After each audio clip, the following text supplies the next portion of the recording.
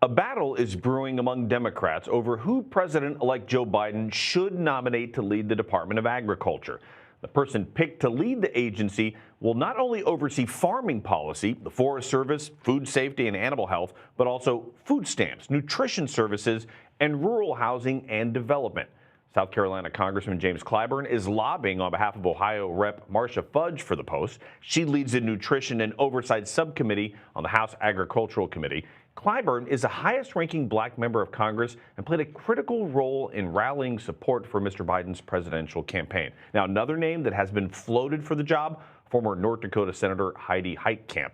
Former Iowa governor and agricultural secretary under President Obama, Tom Vilsack, is also reportedly under consideration. Now, for more on all this, let's bring in CBS News political contributor and Democratic strategist Antjuan Seawright.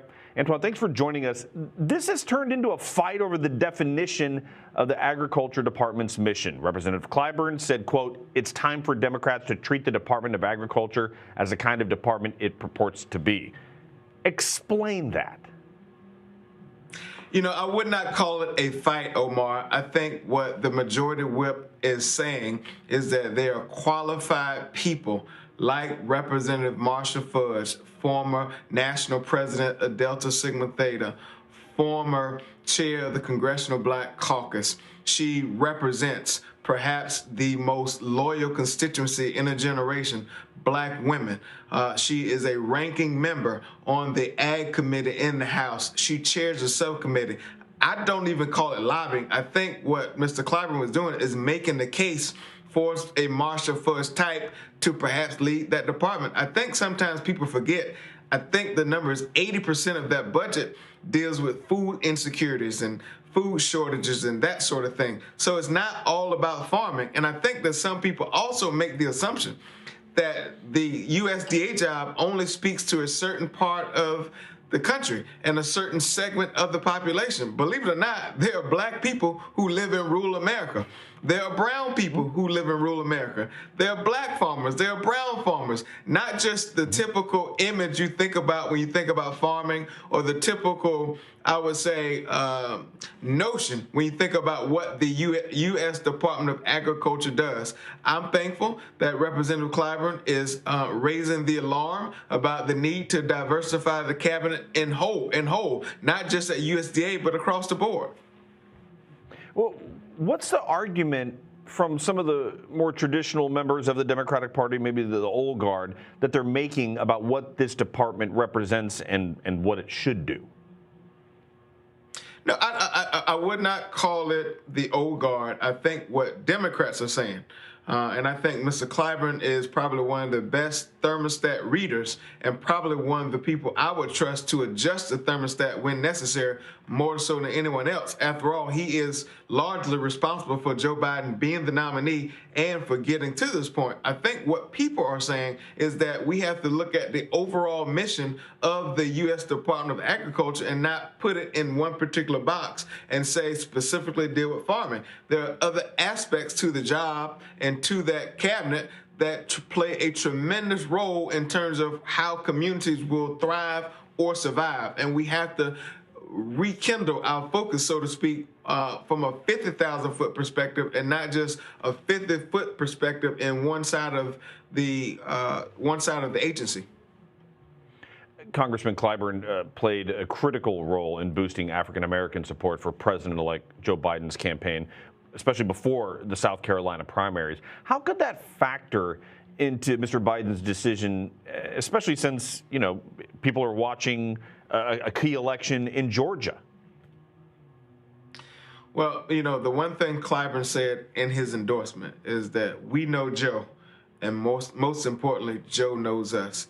It is still very early on in this process. I think Joe Biden and all those around him understand he would not be here without the deep, strong, and wide support among black voters. And all people are saying is that your cabinet should reflect not only America, but have a strong reflection of the coalition of voters who got you to this point.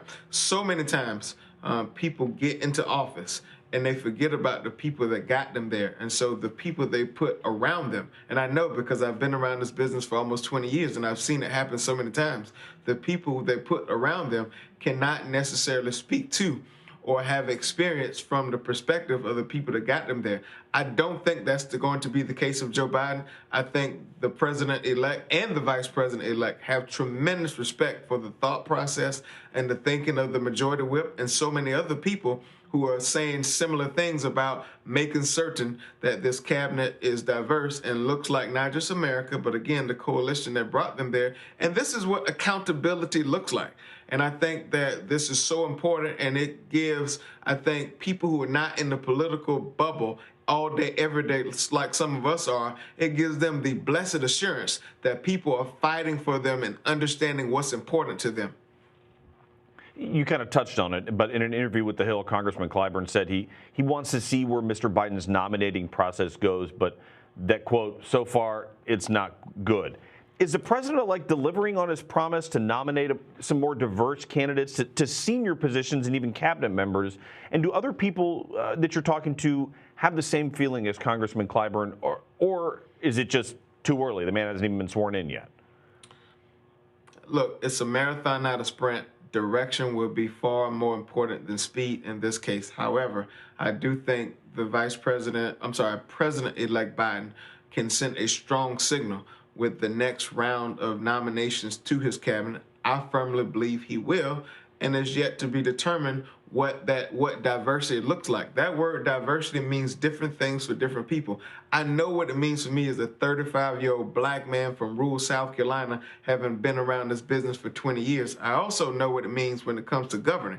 And I oftentimes say this: you cannot govern if you do not win. The fact that Joe Biden has won, now he's able to govern. And part of his governing is putting people in place to understand those consequential communities that got him to this point, and that these communities will literally live or die based on a policy agenda implemented by people he puts around him in key roles. And then finally, we cannot get into the business of just sticking people of color, black people in particular, into these traditional roles and traditional places in the cabinet. There's so many qualified candidates all across this country, all walks of life, geographics, demographics, you name it, that are uniquely qualified to fulfill some of these roles. And this is our opportunity to expand the tent and bring some new people in so that we can keep paving the way for more people to be added to the decision-making table.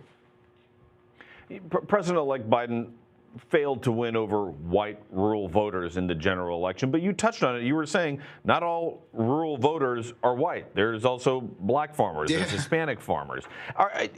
Is there a line they have to thread to not alienate the traditional white farmers, or is this something that an administration could bring them all together with the right person?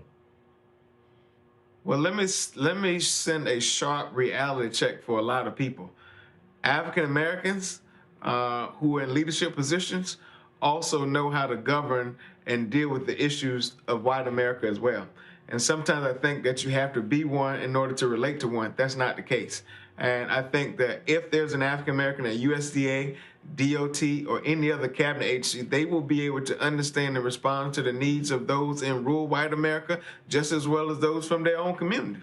And we have to get out of this business of putting people in a box. That's the one frustrating thing I experience sometimes as a consultant. They only think that if you're black, you can only deal with black issues or black people. That's not the case. And I think that Joe Biden will have a tremendous opportunity to display just that in some of the people he picked for these key cabinet roles. As you mentioned, it's a marathon, not a sprint. So the next few weeks before inauguration, there's going to be a lot of eyes on who gets appointed. Antjuan Seawright, thank you very much for your time. Thank you for having me.